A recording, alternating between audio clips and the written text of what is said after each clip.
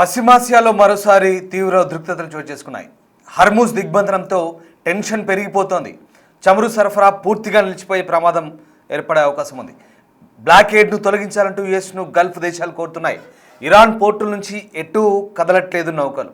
రోజుకి దాదాపు 4,000 కోట్ల నష్టం వాటిల్లే ఛాన్స్ ఉంది. అటు యుద్ధం వల్ల దాదాపు 25 లక్షల కోట్ల నష్టం వాటిల్లిందంటూ ఇరాన్ ప్రాథమికంగా అంచనా వేసింది. ఆ పరిహారాన్ని అమెరికా, ఇజ్రాయెల్ చెల్లించాలంటూ ఇరాన్ వాదిస్తోంది. అటు అమెరికా తీరుపై రష్యా, చైనా గుర్రుగా ఉన్నాయి. హర్మూజ్ దిగ్బంధనంపై ప్రపంచవ్యాప్తంగా ఆందోళనలు వ్యక్తమవుతున్నాయి. చమురు ధరలు భారీగా పెరిగితే ఆర్థిక సంక్షోభం ఏర్పడే అవకాశం ఉంది. అటు అమెరికా, ఇరాన్ మధ్య మరోసారి చర్చల ప్రతిపాదనకు సంబంధించి కూడా వార్తలు వినిపిస్తున్నాయి. ఈ నేపథ్యంలోనే ఇక హర్మూజ్ విముక్తికి సంబంధించి గల్ఫ్ దేశాలు కూడా నెమ్మదిగా ఒక్కొక్కటిగా స్పందిస్తున్నాయి. తాజాగా యునైటెడ్ అరబ్ ఎమిరేట్స్, దుబాయ్ సంచలన వ్యాఖ్యలు చేసింది. హర్మూజ్ జలసంధి మీద అధికారం కేవలం ఒక్క ఇరాన్కు మాత్రమే లేదంటూ చెప్తోంది. అదేమి టెహ్రాన్ ఆస్తి కాదంటూ వాదిస్తోంది. హర్మూజ్ జలసంధిని విముక్తి చేయడానికి అమెరికా చేస్తున్న ప్రయత్నాలకు యునైటెడ్ అరబ్ ఎమిరేట్స్ మద్దతిస్తున్నట్లుగా తెలుపుతోంది. ప్రస్తుతం పశ్చిమాసియాలో మరోసారి టెన్షన్స్ నెలకొన్నాయి.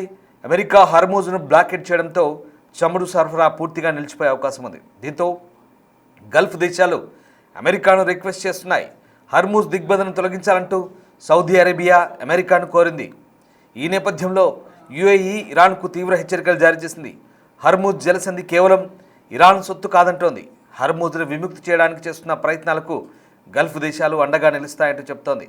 ఈ అంశంపై బహ్రెయిన్ రాజుతో యుఏఈ అధ్యక్షుడు సమావేశమైనట్లు తెలుస్తోంది. ఇక దేశ సమస్యలను చర్చలతో పరిష్కరించుకోవాలి, కానీ ఇటువంటి దిగ్బంధనాలు చేయడం మంచిది కాదంటూ యుఏఈ చెప్తోంది. ఈ విషయంపై ఇరాన్ విదేశాంగ శాఖ మంత్రి అబ్బాస్ అరాక్చీతో కూడా యుఏఈ సంప్రదింపులు జరిపినట్టు చెప్తోంది. అయితే అమెరికా విపరీత డిమాండ్ల వల్లే చర్చలు విఫలమయ్యాయంటూ ఆయన యుఏఈతో అన్నట్లు తెలుస్తోంది. ప్రస్తుతం అమెరికా కూడా హర్మూజ్ను బ్లాకెట్ చేయడంతో పరిస్థితులు మరింత దిగజారాయి. ఇరాన్ పోర్టుల నుంచి నౌకలు ఎటూ కదలడం లేదు. దీంతో రోజుకు సరాసరిన 4,000 కోట్ల రూపాయల నష్టం జరుగుతుందని ట్రేడ్ విశ్లేషకులు అంచనా వేస్తున్నారు. దీంతో ప్రస్తుతం చాలామంది ఆందోళన వ్యక్తం చేస్తున్న పరిస్థితి కనబడుతోంది. మరోవైపు యుద్ధంతో భారీగా గల్ఫ్ దేశాలతో పాటు యుద్ధం ఎదుర్కొంటున్న ఇరాన్, అలాగే యుద్ధాన్ని చేస్తున్న ఇజ్రాయెల్, అమెరికా కూడా భారీగా నష్టాన్ని చవిచూసినట్లుగా తెలుస్తోంది.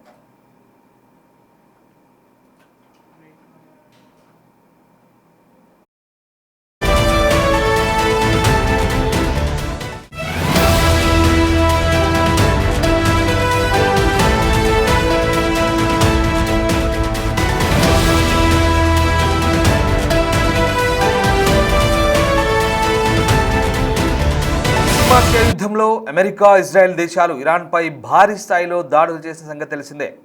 రెండు దేశాలు కలిసి ఇరాన్ మౌలిక సదుపాయాలతో పాటు ఆర్మీ బేస్లు, విద్యుత్ ప్లాంట్లపై క్షిపణుల వర్షం కురిపించాయి.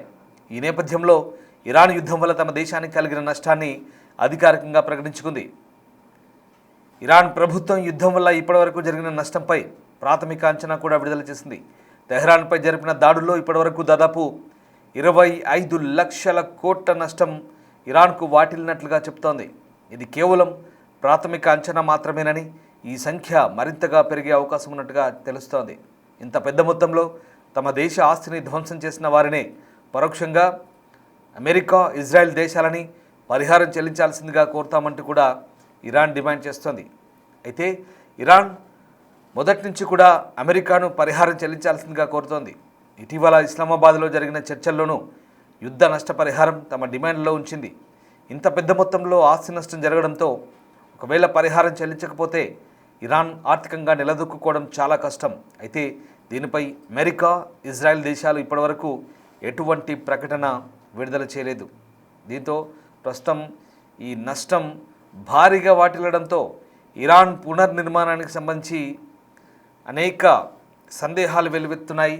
ప్రధానంగా అమెరికా ఈ నష్టపరిహారాన్ని చెల్లిస్తుందా, అమెరికా లేదా ఇజ్రాయెల్ కలిపి ఒకవేళ ఒప్పందం కనుక కుదిరితే ప్రధానంగా ఈ అంశం తెరపైకి వచ్చే అవకాశం ఉంది. దీంతో మరి దీన్ని అటు ఇజ్రాయెల్ కానీ ఇటు అమెరికా కానీ సంయుక్తంగా భరించే అవకాశం ఉందా లేదా అనేది ఇంతవరకు స్పష్టత రాలేదు.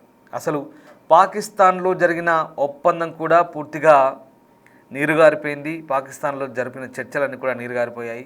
ఒప్పందమై కుదరకుండా చర్చలు అసంపూర్తిగా ముగిశాయి. ఈ నేపథ్యంలో ఇక ఈ చర్చల ప్రక్రియకు సంబంధించి ఇప్పటివరకు ఇంకా ఎలాంటి స్పష్టత లేదు. చర్చలు ముగిసిన తర్వాత చోటు చేసుకున్న పరిణామాలు కూడా అంతే ఉద్రిక్తతలను పెంచే విధంగా ఉన్నాయి. ఇంకా ఏకంగా డొనాల్డ్ ట్రంప్ హర్మూజ్ జలసంధిని దిగ్బంధనం చేసే దిశగా ఆదేశాలు ఇవ్వడంతో ఇప్పటికే యుఎస్ సెంట్రల్ కమాండ్ హర్మూజ్ అలాగే ఇరాన్ కోస్టల్ తీరమంతా కూడా తమ బలగాలను మోహరించింది. అమెరికా చెప్తుంది ఒకటే, అంటే ఇరానేతర అంటే వేరే దేశాల నుంచి వచ్చే ఏ నౌకలను కానీ ఆపమని చెప్తుంది. కేవలం ఇరాన్ పోర్టుల నుంచి వచ్చే ప్రతి నౌకను కూడా దిగ్బంధం చేస్తామంటుంది. అంతేకాదు అసలు టోల్ ఫీజు ఇరాన్కు చెల్లించాల్సిన అవసరం ఏముందంటూ అమెరికా వాదిస్తుంది.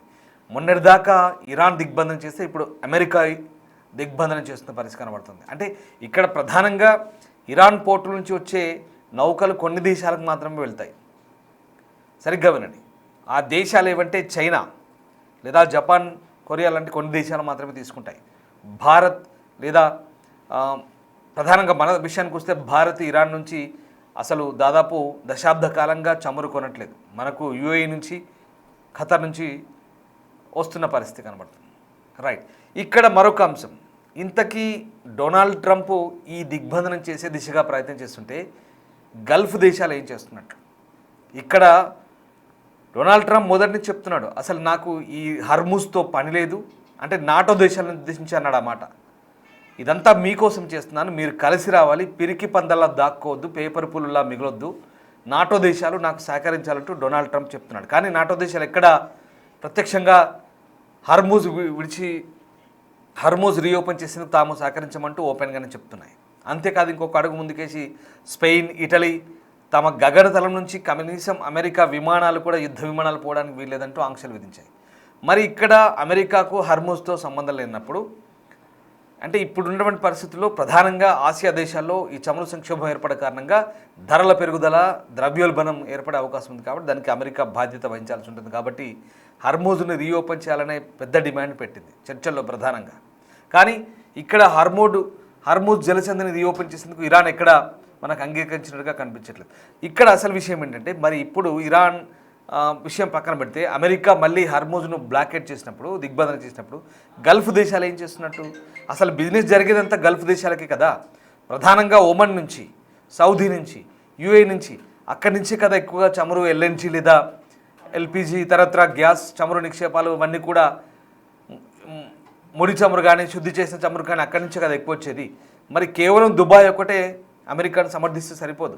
అసలు గల్ఫ్ దేశాలే ముందుకు రావాలి. ముందు ఒమన్ రావాలి, సౌదీ రావాలి, బహ్రెయిన్ రావాలి, కువైట్ రావాలి.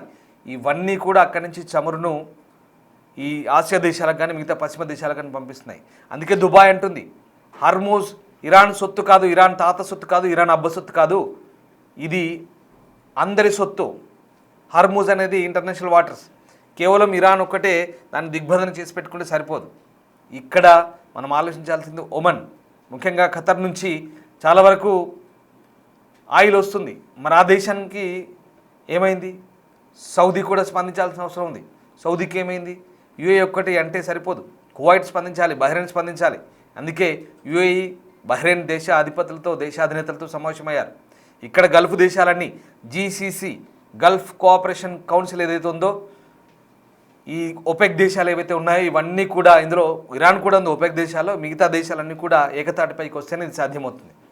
అమెరికా ఒకటి దిగ్బంధం చేస్తానో లేదా మిగతా ఇరాన్ చేస్తానో కుదరదు. ఇవన్నీ కూడా అంతర్జాతీయ జలాల్లో ఎవరికి వారు ఇష్టారీతిగా వ్యవహరిస్తే మిగతా దేశాలు నష్టపోయే అవకాశం ఉంది. కాబట్టి ఇక్కడ గల్ఫ్ దేశాలు ఆలోచించుకోవాలి. సో ఇది పరిస్థితి. హర్మూజ్ విషయంలో ఇది ప్రస్తుతమైన సిచ్యువేషన్.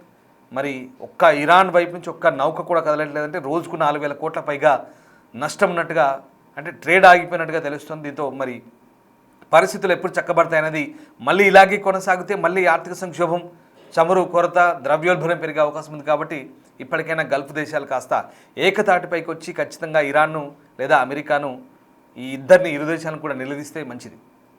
ఇక యుద్ధం నష్టమంటారా? 1,000 కోట్లు జరిగింది. దానికి అమెరికా, ఇజ్రాయెల్, ఇరాన్ ఈ ముగ్గురి మధ్య జరగాల్సిన ఒప్పందం. దానికి మిగతా ఎవరు బాధ్యులు కాదు.